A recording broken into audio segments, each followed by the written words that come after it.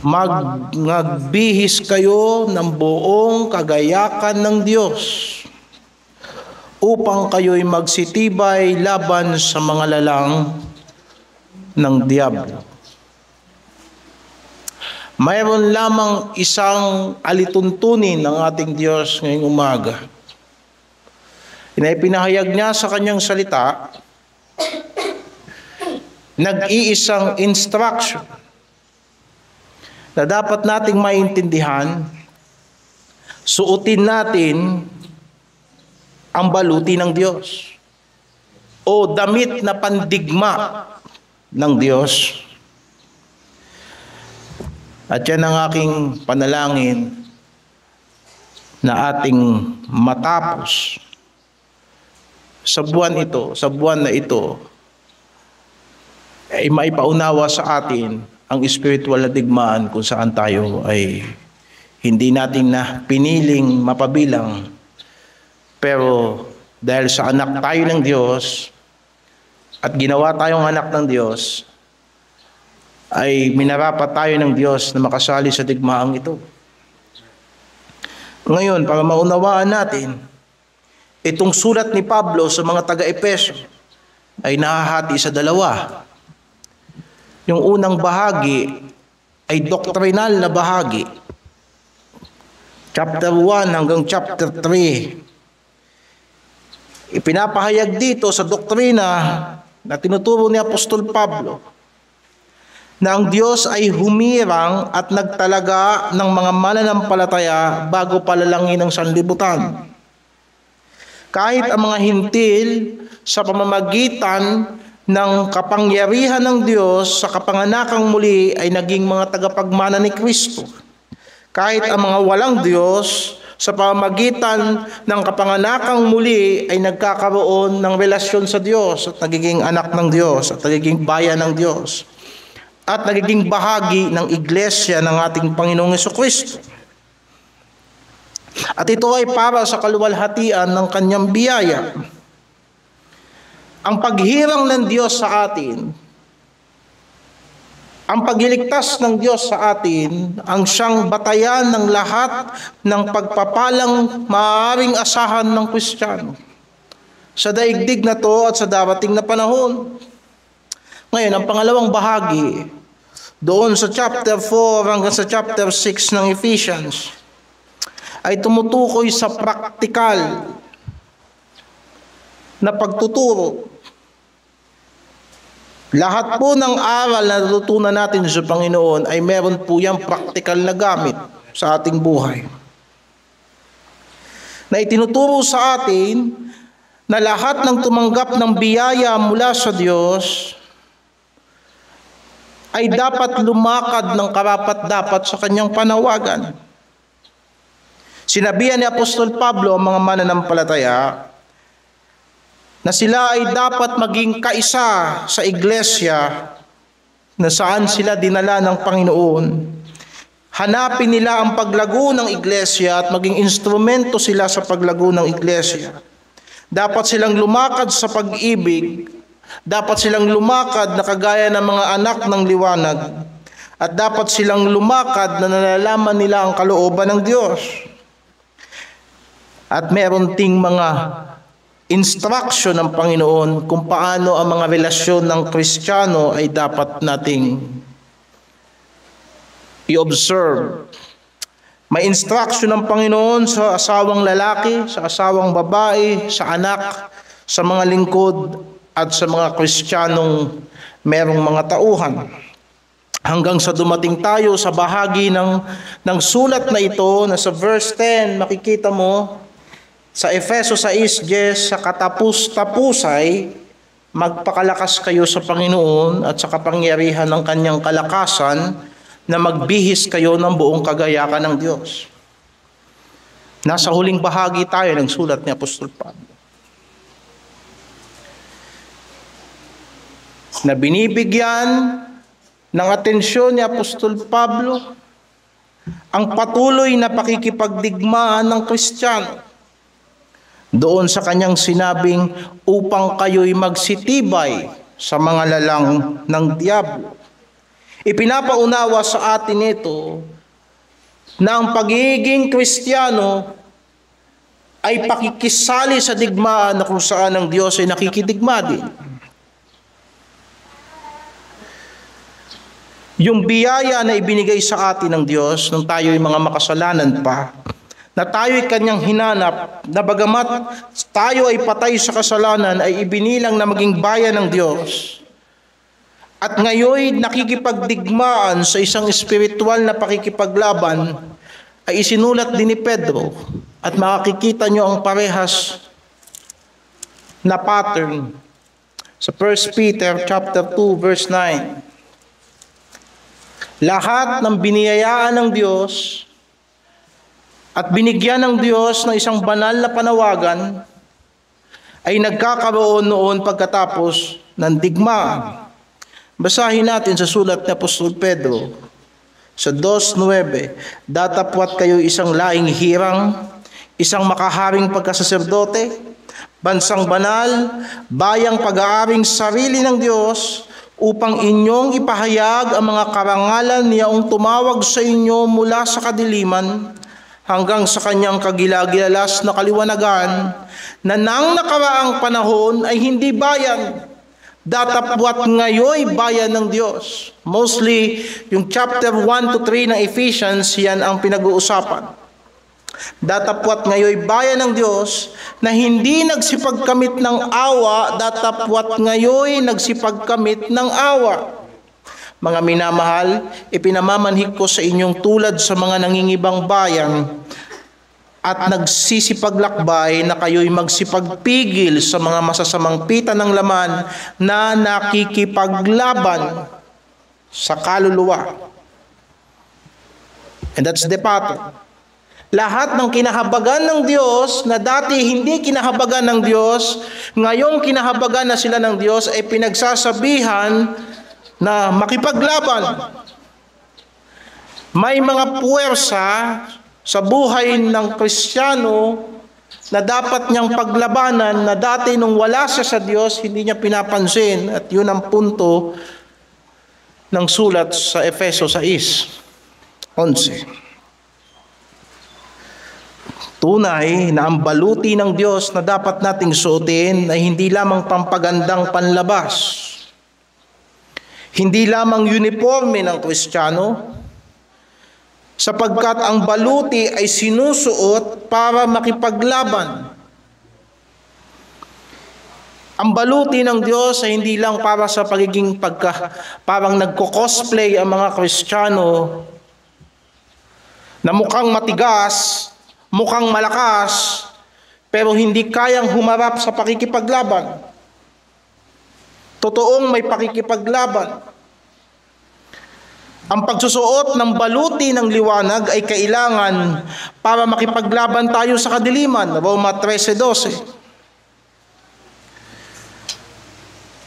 Ang mga apostoles, ang mga lingkod ng Panginoon, pinapatunayan natin na tayo'y lingkod ng Diyos sa gitna ng kahirapan at pag-uusig sa pamamagitan ng pagsusuot ng baluti ng katuwiran. 2 Korinto 6:7. Ngayon, napaglinaw na sa atin at pinahapyawan ko itong patungkol sa spiritual na pakikipagdigma, ay patutungkulan ko naman ngayon, mga kapatid, yung kapangyarihan ng Diyos. Sa susunod na pangangaral, kay pagkakaloob ng Panginoon, pag-uusapan natin ang kaaway ng Diyos. Pero ngayon ay alamin muna natin ang patungkol sa kapangyarihan ng Diyos. Anong ibig sabihin ni Pablo na magbihis kayo ng buong kagayakan ng Diyos? Paano mo susuotin ang baluti ng Diyos? Sa palagay ko, mga kapatid, ito ay importanteng instruction, sapagkat inulit niya uli yan sa talatang 13. Dahil dito'y magsikuha kayo ng buong kagayakan ng Diyos. Yan ang importanteng instruction dyan sa bahagi na yan ng sulat. Importante ang baluti ng Diyos, pero paano ito susuotin ng Kristiyano? Paano susuotin ng tao ang baluti ng Diyos, ang damit pandigma ng Diyos? Nandoon yun sa verse 10. May kinalaman yun sa verse 10. Sa katapus-tapusay, magpakalakas kayo sa Panginoon at sa kapangyarihan ng Kanyang kalakasan.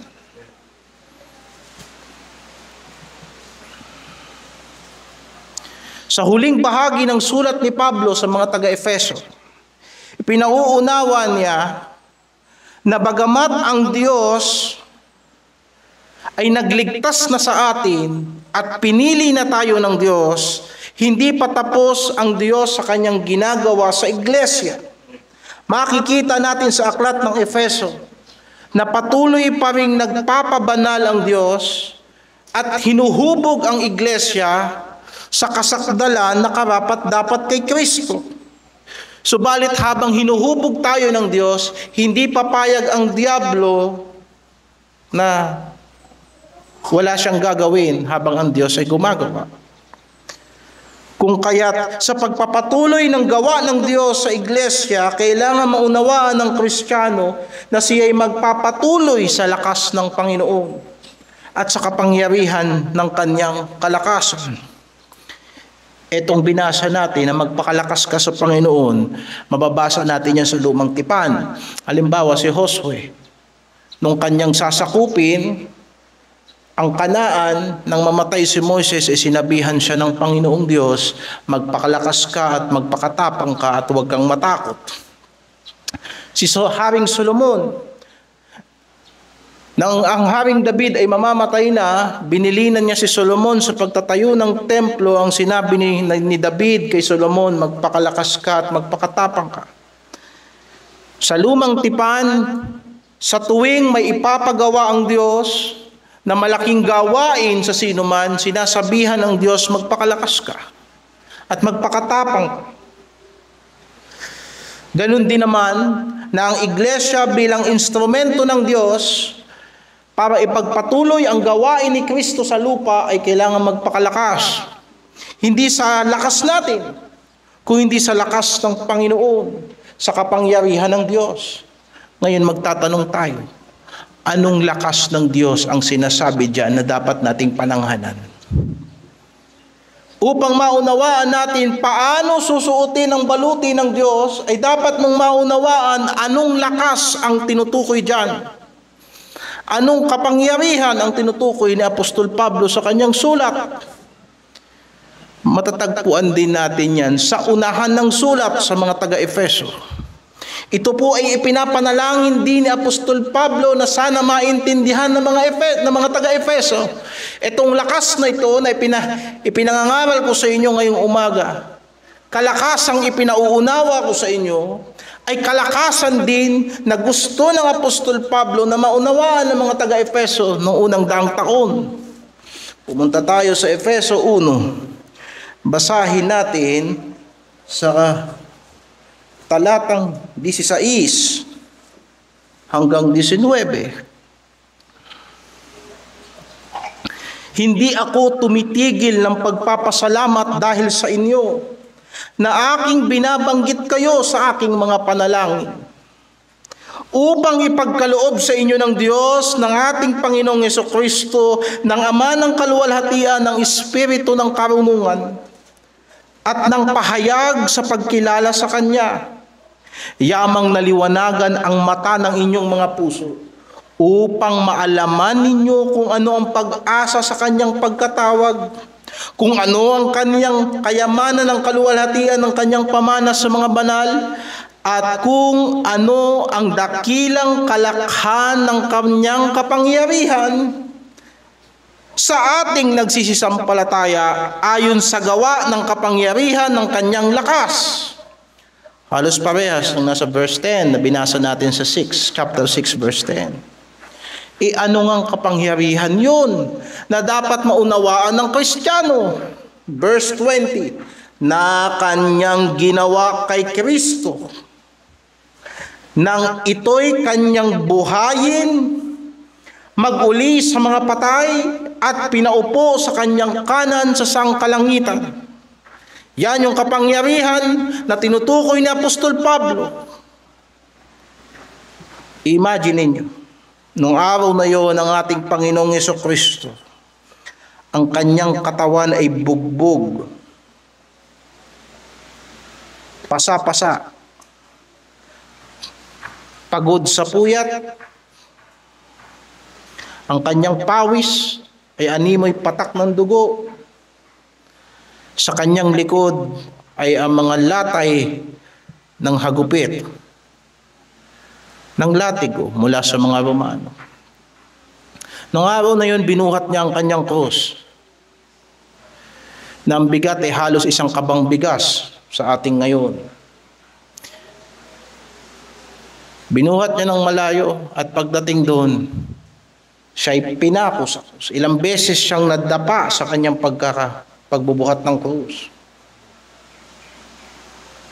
Ibig sabihin, ang ating Panginoong Jesucristo sa kanyang taong kalagayan, ang kanyang katawan ay talagang nasa dulo na ng lakas nito. At nung siya ay nasa krus, aking ipinagpapalagay na humiga na lang siya doon na wala ng lakas.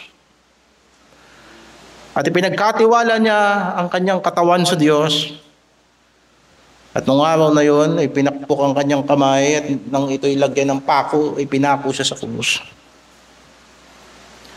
At ilang oras siyang nakabitin sa krus at siya'y pinagtatawanan ng mga tao habang nakabilad siya sa araw at nag-aagaw buhay. Nang araw na yon, namatay si Kristo. Ang kanyang katawan ay larawan ng kalupitan ng tao sa kanyang kapwa-tao. Sinabi ng propeta Isaias, kapag inyo siyang tinignan, wala kayong magandang makikita sa kanya. Subalit, hindi pa nakontento ang mga Romano. Sinigurado nilang patay si Kristo. Sapagkat may isang sundalo na inulos niya ang tagiliran ni Kristo ng sibat at yun ay dumiretso sa kanyang puso. Ang paghihiwalay ng tubig at dugo na lumabas sa tagiliran ni Kristo ay nagpapatunay sa mga medikal na pag-aaral na tunay ngang namatay si Kristo sapagkat naghiwalay na ang tubig at ang dugo. At nung araw din na yun, binaba si Kristo at inilibing. Sa madaling salita, si Jesu Kristo ay tunay na namatay. Anong kapangyarihan ang tinutukoy ni Pablo sa Efeso? Yung kapangyarihan ng Diyos na bumuhay ng patay. Yan ang kapangyarihan na bumuhay kay Kristo, yan din ang kapangyarihan na kumikilo sa Kristiyano. Sabi ni Apostol Pablo, sana maintindihan ninyo yan. Yang kapangyarihan na yan ng Diyos ang dapat maranasan ng bawat sumasampalataya. Isang klase ng kapangyarihan na kahit ang patay mabubuhay. Kaya in-explain niya yon sa chapter 2, paano yun na i-apply sa buhay ng Kristiyano. Naalala nyo dati, patay kayo sa kasalanan. Chapter 2, verse 1. At kayo'y binuhay niya nang kayo'y patay dahil sa inyong mga pagsalangsang at mga kasalanan.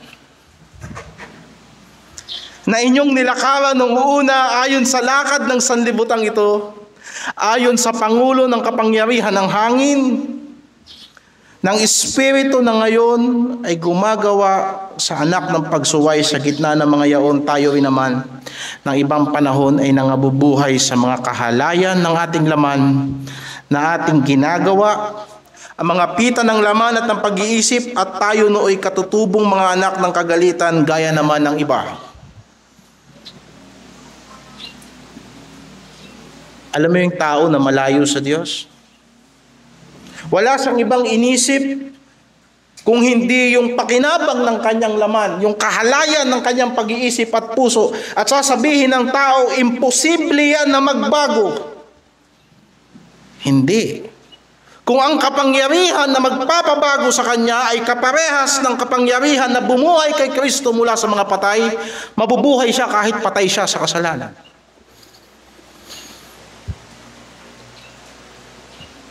Yan ang kapangyarihan ng Diyos sa ikaliligtas ng bawat sumasampalataya.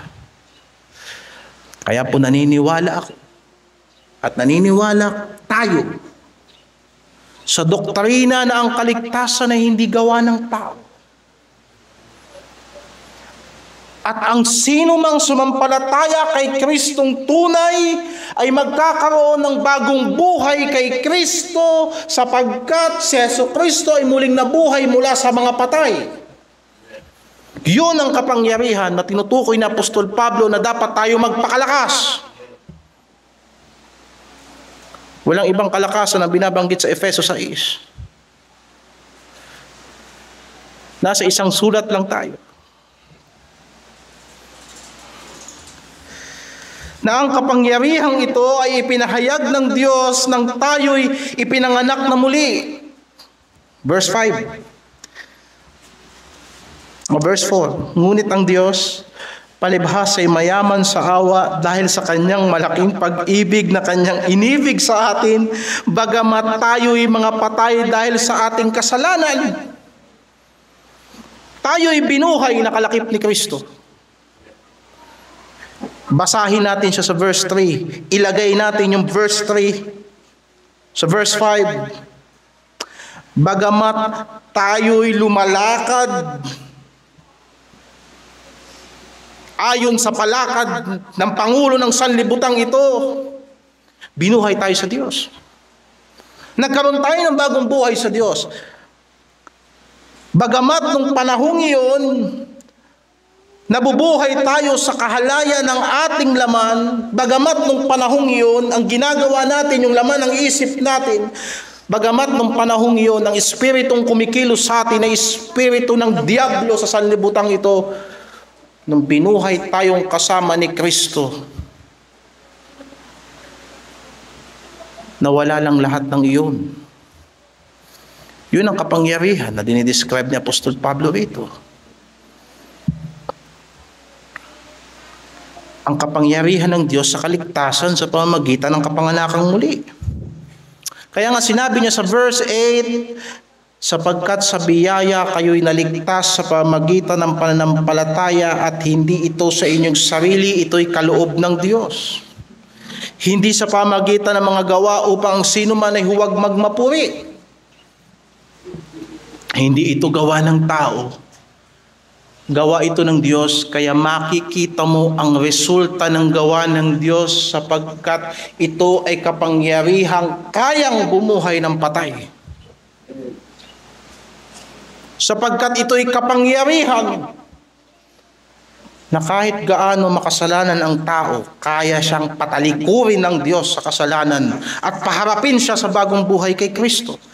Yang kapangyarihan ang tinutukoy na yan. Na kahit paggaano kalalim ang tao sa pagsuway sa Diyos, ang tunay na ligtas ay bibigyan ng espiritong sumunod sa Diyos. Yan ang tinutukoy. Kaya biyaya lang ang kaligtasan. At ang kapangyarihan na dapat maging malakas ang Kristiyano ay manghawak siya na kung siya ay kay Kristo, ang dati niyang buhay ay lumipas na. Hindi consistent yung pagiging Kristiyano at the same time naniniwala ka na hindi mo kayang talikuran ang dati mong buhay. Sapagkat yung kapangyarihang ginagawa ng Diyos ay kapangyarihang bumubuhay ng patay na sinasabi ng Efeso 6:10, magpakalakas kayo sa kapangyarihan ng Diyos. Iniligtas na kayo ng Diyos sa kapangyarihan ng diablo. Iniligtas na tayo ng Diyos sa kamay ng Satanas at ng espiritu ng sanlibutan ito. Namatay na tayong kasama ni Kristo. Manghawak ka dyan. Sapagkat nung ipinanganak tayong muli, hindi nagtatapos sa pagliligtas sa atin ang Diyos.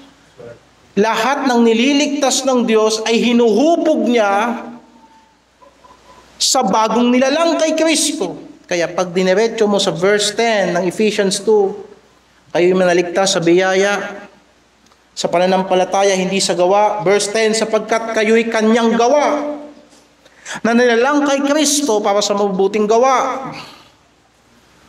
na mga inihanda ng Diyos ng una upang siya nating lakaran. Sa makatuwid,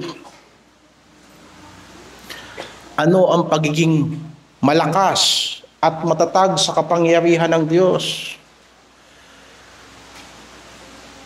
Kung paano ka niligtas ng Diyos, manatili ka sa pagliligtas ng Diyos, at mahayag sa buhay mo yung patuloy na pagliligtas sa iyo ng Diyos araw-araw.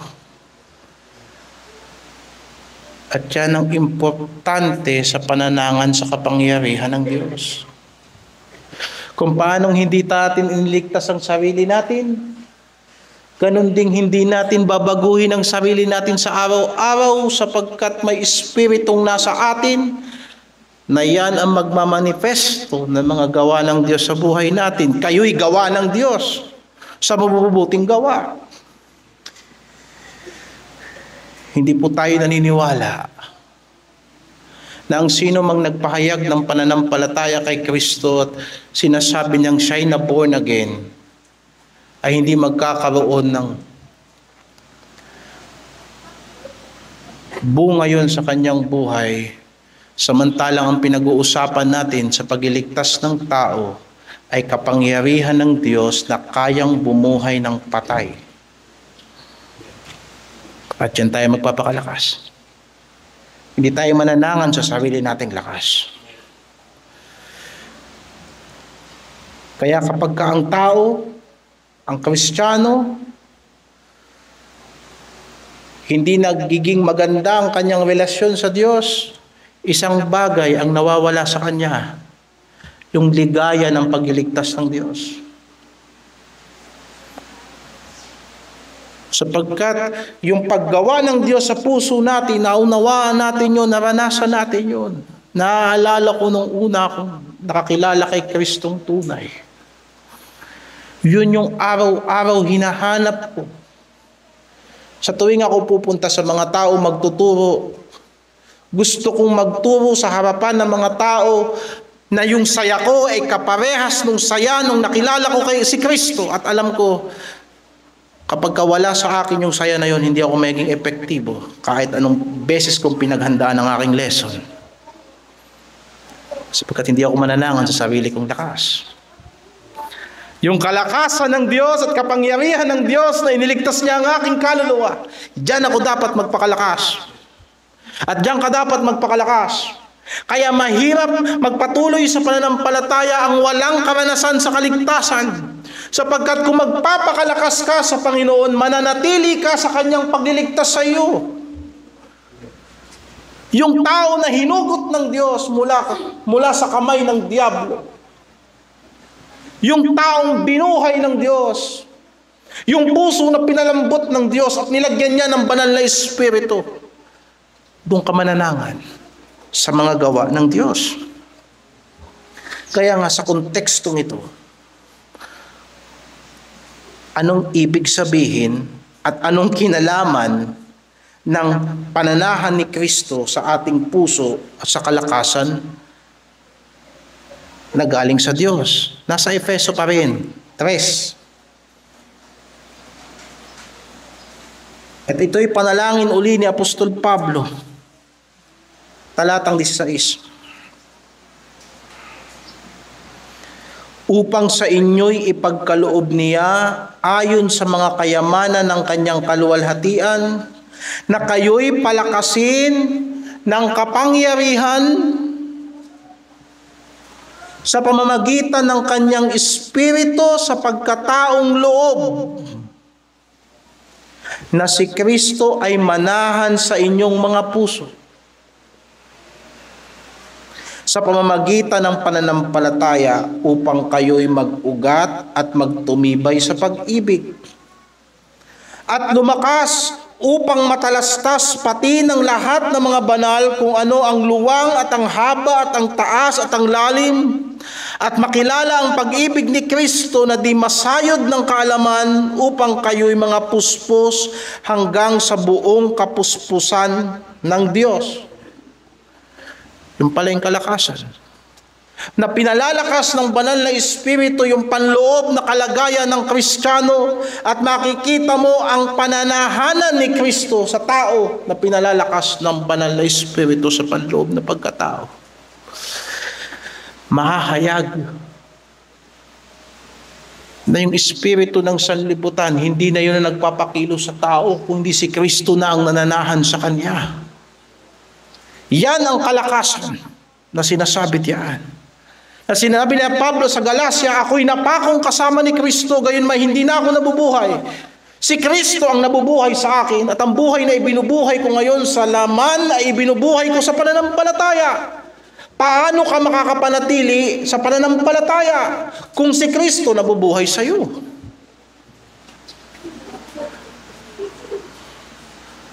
Yan ang kalakasan. Hayaan mo si Kristo mabuhay sa iyo. Ang isip at ang puso, ipasakop mo sa isip ni Kristo at sa puso ni Kristo. Yan ang pananampalataya. Hayaan mo ang Diyos. Yan ang pananampalataya.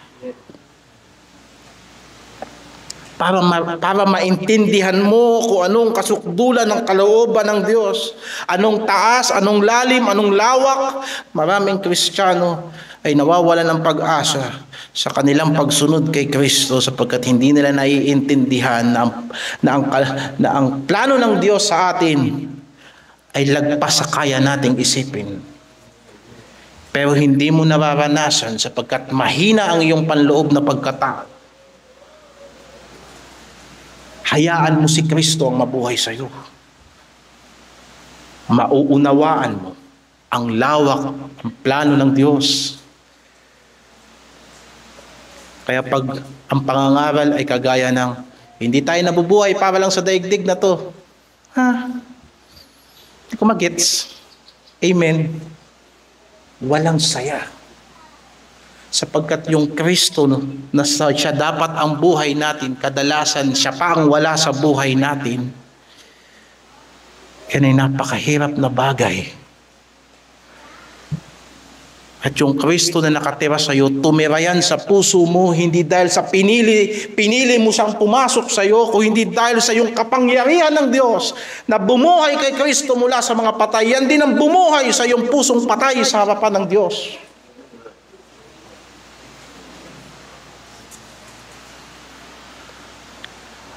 At pag naunawaan mo at napagtiwalaan mo at naranasan mo ang pag-ibig ng Diyos, ang pag-ibig ni Kristo, ang buong implikasyon ng Ebanghelyo,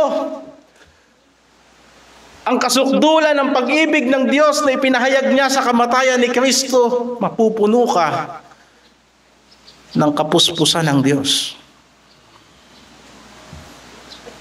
Isipin mo, kailangan pa ba natin pag-usapan ang pagsusuot ng baluti ng Diyos kung nararanasan mo na ang Diyos sa buhay mo?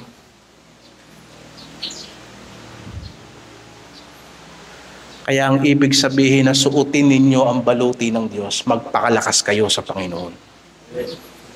At magtiwala kayo sa kapangyarihan ng Diyos. Dahil ang pagliligtas sa atin ng Panginoon, hindi ito teorya lang. Ang kaibahan ng ating pagkakristyano, hindi dahil sa may kaibahan ng mga Baptist. Ang kaibahan ng ating pagkakristyano ay sa pagkakaiba ng Espiritu ng Diyos sa Espiritu ng sanlibutan. Sinasabi ni Juan, alam natin na tayo ay sa Diyos at ang sanlibutan ay nahihilig sa kasamaan. Alam natin na tayo ay nasa Kanya na totoo sa makatuwid bagay sa Kanyang anak na si Jesucristo. Ito ang tunay na Diyos at buhay na wala hanggan. Mga anak, mag-ingat kayo sa Diyos-Diyosan. Inyong pakabanalin si Jesucristo na Panginoon sa inyong puso.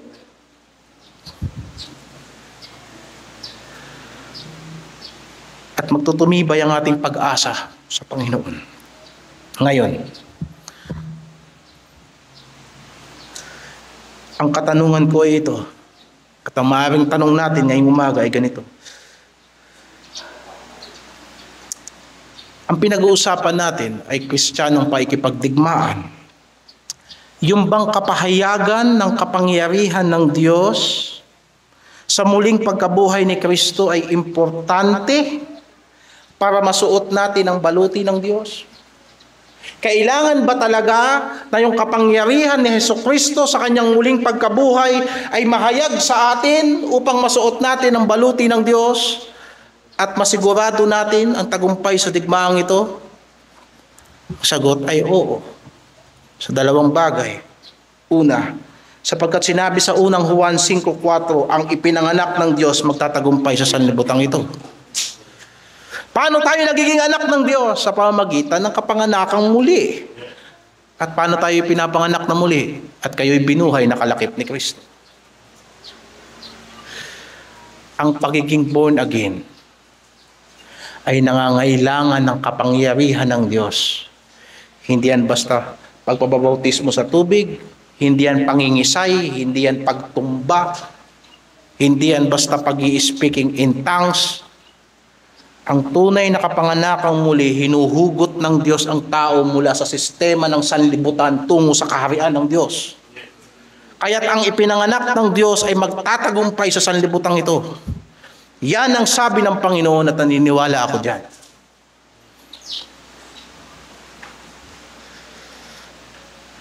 Lahat ng Kristiyano, dumadaan tayo sa sanlibutan, pero hindi tayo kakainin ng sistema ng sanlibutan. Sapagkat may pananampalataya si Kristo na ibinigay sa atin. Sinabi ni Apostol Pablo, kahit na tayo'y lumalakad sa laman, ibig sabihin bilang tao, yung pangangailangan natin ay pangangailangan ng normal na tao. Hindi tayo mga abnormal na tao. Meron tayong mga pangangailangan araw-araw. Meron tayong mga negosyo, trabaho at may mga pangarap sa buhay na binubuo. Nagbubuo tayo ng pamilya, kagaya ng normal na tao, pero ang ating pakikipaglaban na hindi ayon sa laman. Sapagkat lumalakad tayo hindi sa pananampalataya at hindi sa mga bagay basta lang na nakikita natin. At idagdag mo, hindi lahat ng narinig mo, hindi lahat ng nakita mo, lumakad ka ayon sa pananampalataya doon sa sinabi ng Diyos at pinakita sa iyo ng Diyos sa ating Panginoong Hesukristo. At bilang anak ng Diyos, yung Espiritu na bumuhay kay Kristo mula sa mga patay, nabubuhay sa atin. And that's the exact word. Mababasa natin sa Romans 8. Roma 8. Roma 8, 11 hanggang 14. Ngunit, kung ang Espiritu niyaong bumuhay na maguli kay Kristo mula sa mga patay ay magbibigay, ay tumira sa inyo. Ulitin ko, sa sobrang saya ko, lumabo ang basa ko. Uulitin ko.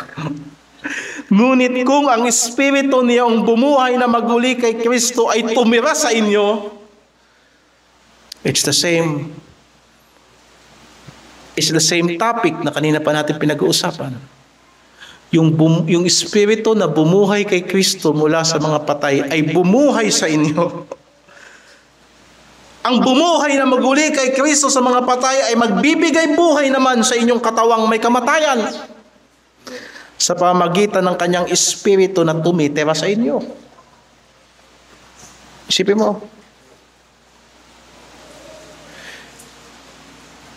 Kaya itong katawan natin na may kamatayan, binibigyan buhay yan ng Espiritu ng Diyos na bumuhay kay Kristo mula sa mga patay. Kaya nga ang pananagutan natin hindi sa laman. 12. Kaya nga mga kapatid, may mga utang tayo. Hindi sa laman upang mabuhay tayo ayon sa laman.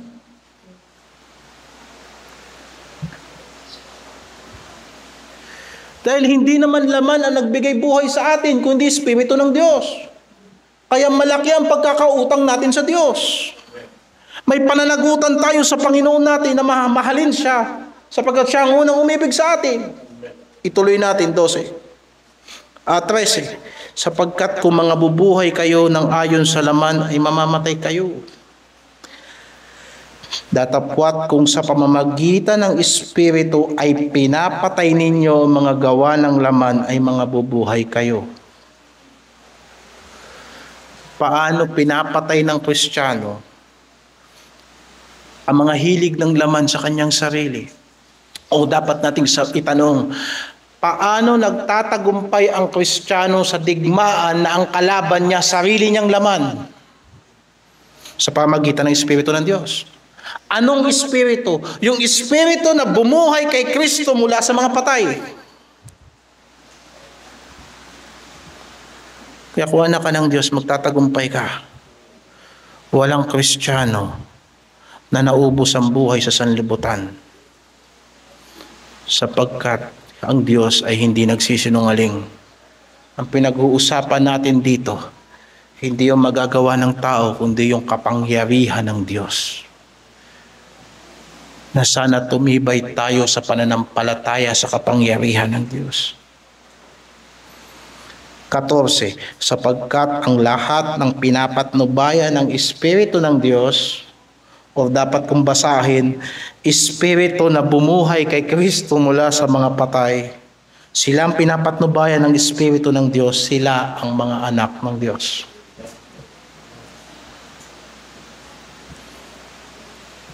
Kaya importante na yung kapangyarihan ng Diyos na bumuhay kay Kristo mula sa mga patay ay yan din ang bumuhay sa iyo upang una sa lahat malabanan mo ang espiritual na digmaan na unang-una ang kalaban mo, sarili mo.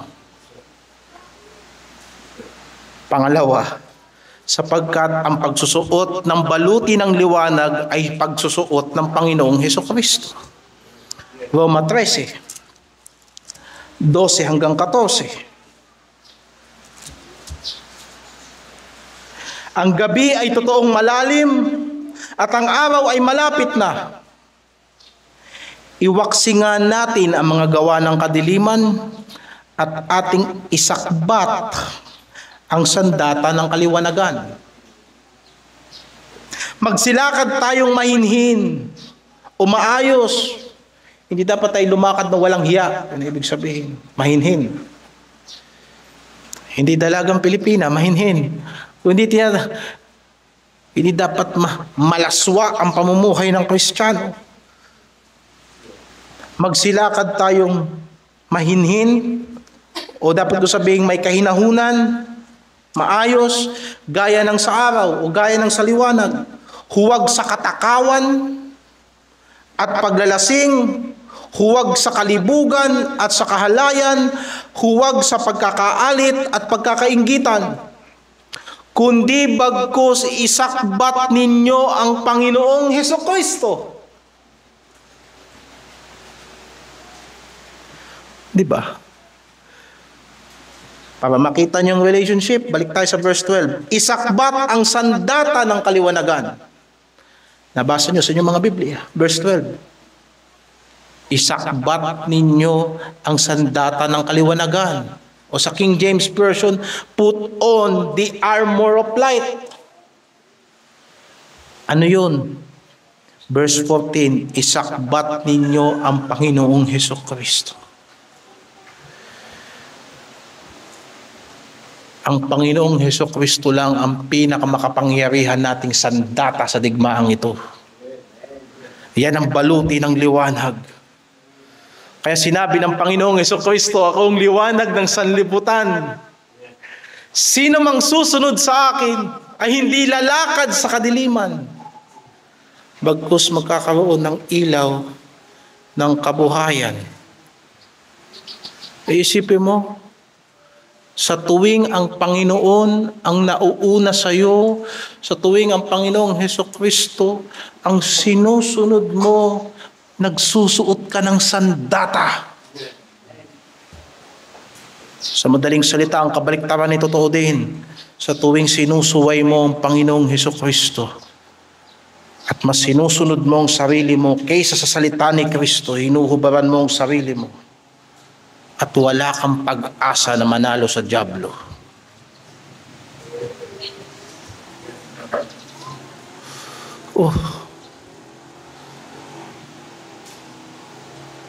Nandoon sa kapangyarihan ng paglakad sa pananampalataya na si Kristo ang nabubuhay sa iyo. Kaya ka lumalakad sa pananampalataya, nandoon ang tagumpay ng Kristiyano. Kaya ang aming layunin sa pagtuturo ng salita ng Diyos ay sana mabuhay sa inyo si Kristo. Bakit may katwiran, katotohanan? Bakit ipinangangaral ang Ebanghelyo? Bakit may kaligtasan? Bakit may salita ng Diyos? Isa lang ang pinapatungkulan yan. Na tayo ay maging bagong tao sa Panginoong Hesukristo. Naalala ko ng pangangaral noong Miyerkules patungkol doon sa kung paano nagapi ang dyablo. Doon sa salitang, at hindi nila minahal ang kanilang buhay hanggang sa kamatayan. At sila'y nagtagumpay sa pamagitan ng dugo ng kordero at sa pamagitan ng kanilang buhay na patotoo, at hindi nila minahal ang kanilang buhay hanggang sa kamatayan. Anong sabi ni Kristo sa pagsunod natin sa Kanya? Limutin mo ang sarili mo. Buhatin mo ang krus at sumunod ka sa akin. Sapagkat yun lang ang paraan para manalo ka sa dyablo. Hayaan mo si Kristo mabuhay sa iyo.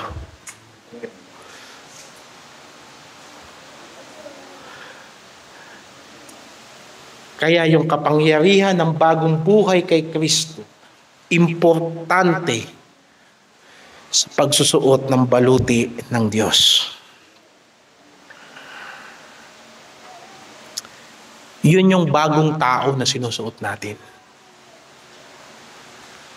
Pumunta ka uli sa Efeso. Pumunta tayo sa Efeso. At pumunta tayo sa Kabanata 4.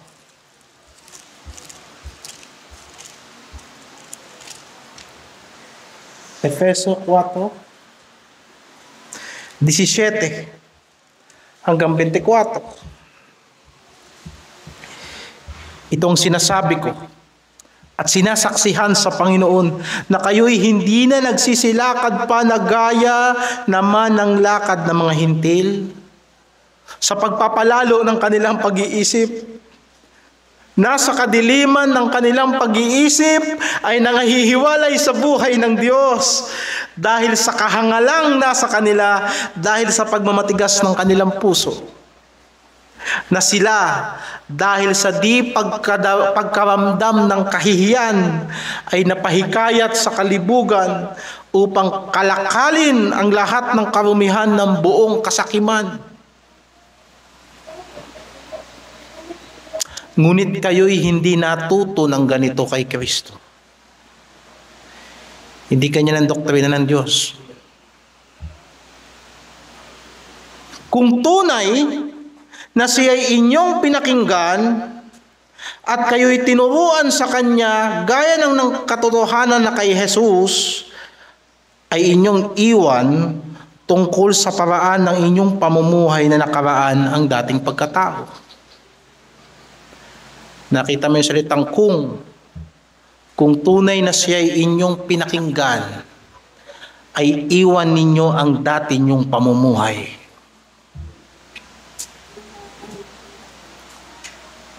At yung dating pamumuhay, binasa natin sa talatang 18 hanggang 19. Na nakaraan, ang dating pagkatao na sumama ng sumama ayon sa mga kahalayan ng pagdaraya.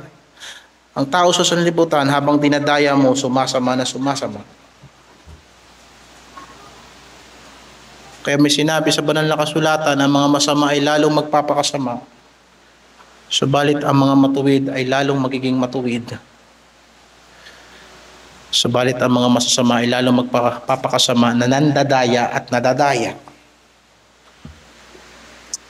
At kayo'y magbago sa espiritu ng inyong pag-iisip at kayo'y magbihis ng bagong pagkatao na ayon sa Diyos ay nilalang sa katuwiran at sa kabanalan ng katotohanan. Yun yung bagong tao. Yung bagong kalikasan na ibinigay sa atin ni Kristo nung tayo'y muling nabuhay kasama ni Kristo mula sa mga patay sa ating spiritual na kalagayan. Kaya nga, ang sabi ni Pablo sa mga taga-Roma 6, Roma 6, ano nga ang ating sasabihin? Magpapatuloy baga tayo sa pagkakasala upang ang biyaya ay makapanagana? Huwag nawang mangyari. Hindi ang gusto ng Diyos. Tayong mga patay na sa pagkakasala, paano nga tayong nabubuhay pa riyan?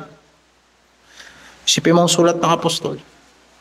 Ang sulat ng apostol ay may kasamang katiyakan na yung nabuhay na kay Kristo hindi na dapat mabuhay sa pagkakasala. Kaya ang tanong niya, paano? Paano ka mabubuhay pa dyan? Ipatay na tayo dyan. At that is a question na dapat itanong sa lahat na nagpapakilalang Kristiyano. Paano? Paano nagpapakilala kang Kristiyano na malayo ka sa Diyos? Nang wala kang relasyon sa Diyos? Paano nagpapakilala ka na tinanggap mo si Kristo pero hindi nakikita sa buhay mo yung mga bunga ni Kristo? At yun ang tanong ni Pablo, paano yan? And then in-explain niya yung doctrinal na batayan ng kanyang tanong. Verse 3, hindi ba ninyo nalalaman na tayong lahat na mga nabautismuhan kay Kristo Jesus ay nabautismuhan na sa kanyang kamatayan? Tayo ngay nangalibing nakalakip niya sa pamamagitan ng bautismo sa kamatayan, na kung paanong si Kristo ay nabuhay na maguli sa mga patay sa pamamagitan ng kaluwalhatian ng Ama, ay gayon din naman tayong makakalakad sa panibagong buhay.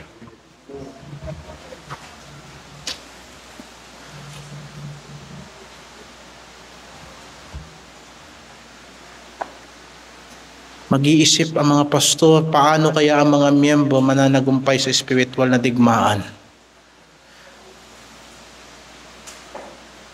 At sabi ng Biblia, at ito ang pagtatagumpay na ating ipinagtatagumpay sa sanlibutan sa makatuwid bagay ang ating pananampalataya.